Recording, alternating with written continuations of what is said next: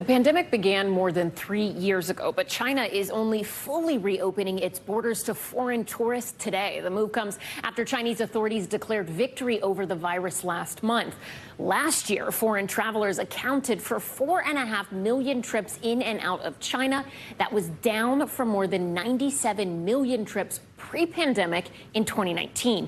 For more on this, we're joined by NBC News correspondent Josh Lederman. Josh, good morning to you. We all remember those incredibly strict lockdowns in China, their quote-unquote zero COVID policy. How did the country get from that to this? And how has the first day been for foreign travelers finally coming into the country?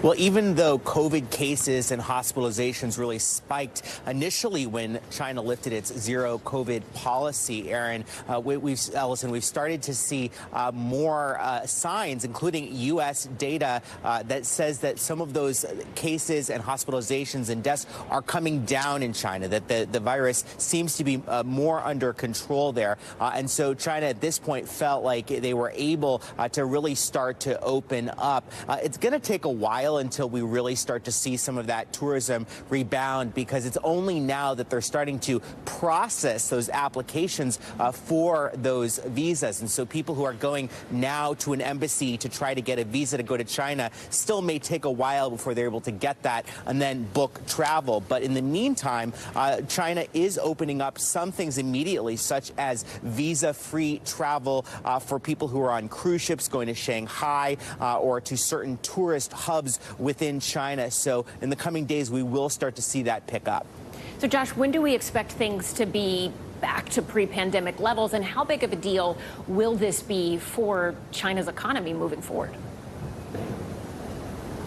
It certainly is going to be really important for China's economy as they try to repair some of the damage inflicted by COVID-19. President Xi Jinping, as he starts his third term, is really trying to boost economic growth above the disappointing 3% GDP growth that China saw last year. But we're talking to tourism experts who say it still could be some time before travel returns to pre-pandemic levels. I spoke with the business director for United Airlines in the China region, who said he thinks if Europe is a model, it could be about a year at least before those flights get back to the kinds of levels they were seeing before COVID.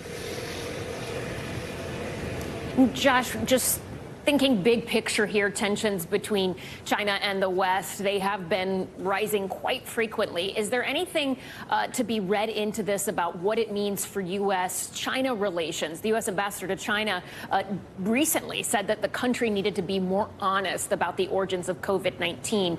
Does this reopening have anything to do, or any big picture look at what it means for relations between the two nations?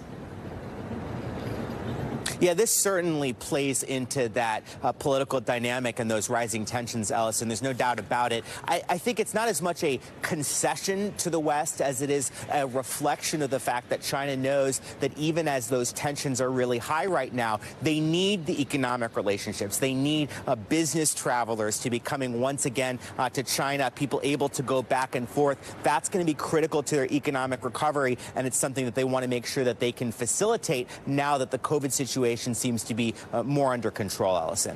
All right, Josh Lederman, thank you so much. Thanks for watching our YouTube channel. Follow today's top stories and breaking news by downloading the NBC News app.